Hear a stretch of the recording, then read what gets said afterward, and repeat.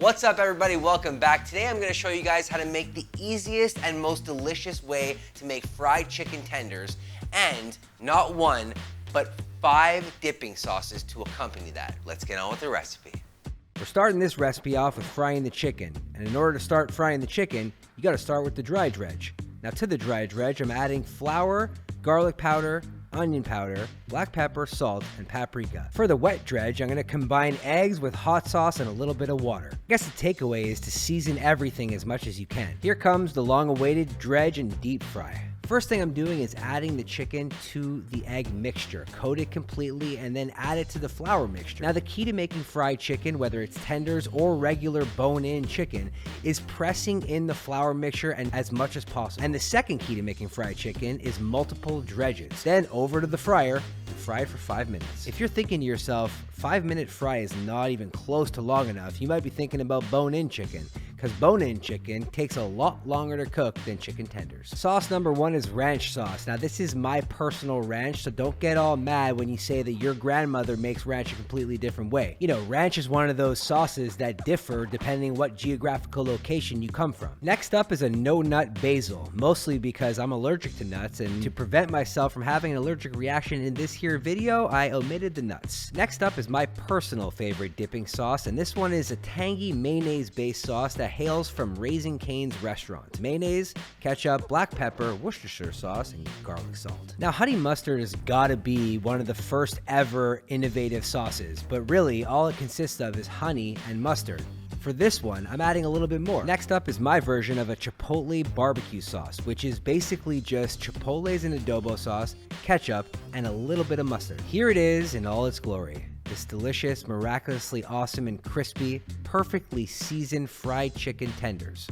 But what's fried chicken tenders without a plethora of dipping sauces?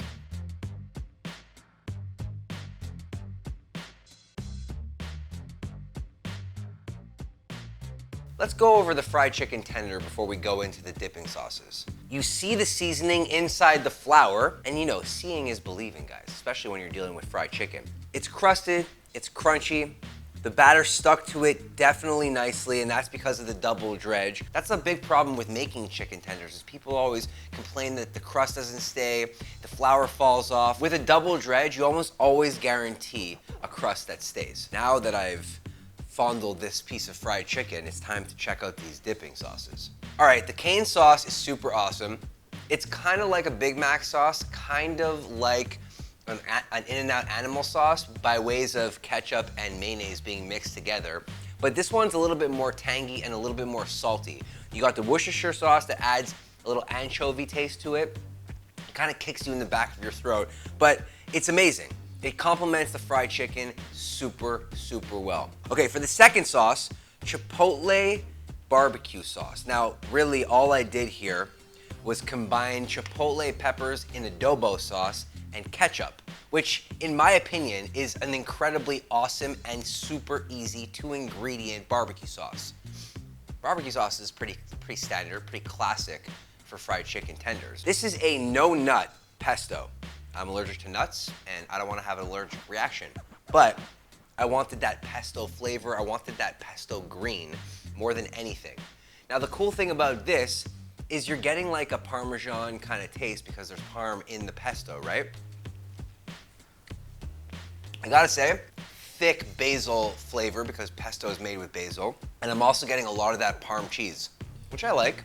Now the thing is with this honey mustard is, yeah, I could have easily just added honey to Dijon and called it a honey mustard. That's essentially what it is, and that would have been great. So I added a little bit of red wine vinegar. Adds a little bit more tang, you know? Very Dijon dominant, but then you get the tang and then you get the sweetness from the honey. I love it. It's easy, it's a classic, it's a keeper. A go-to for me, something I made for a bunch of friends and they lost it. That's how good this ranch is. Sour cream base with a little bit of mayonnaise, some chives, parsley, dill, garlic, all of that onto this chicken tender. I know it's gonna be amazing already. What the hell is ranch anyways, other than just so good? I know making fried chicken is not always the most convenient thing to do, But if there's one thing that you should take away from this entire video, it's this wrench. I hope you guys liked this video, and I hope you enjoyed the creation of these 5 dipping sauces and the easiest, most delicious way to make fried chicken tenders. I hope you guys get to try this recipe one day, the fried chicken and or one of these 5 dipping sauces. You can check the link in the description down below, or you can hit up recipechampions.com where I publish a recipe at least once a week. I got a whole bunch of chicken tenders and sauce to drink, and I'm super excited. Bye. Yeah, I'm down with this. Hope you guys enjoyed that video. If you want to become a recipe champion in your own home, head over to recipechampions.com for all my published recipes. You can learn how to make crazy things like Fruity Pebbles cheesecakes or even an Eggs Benedict burrito. Go check it out and learn how to turn yourself into a recipe champion.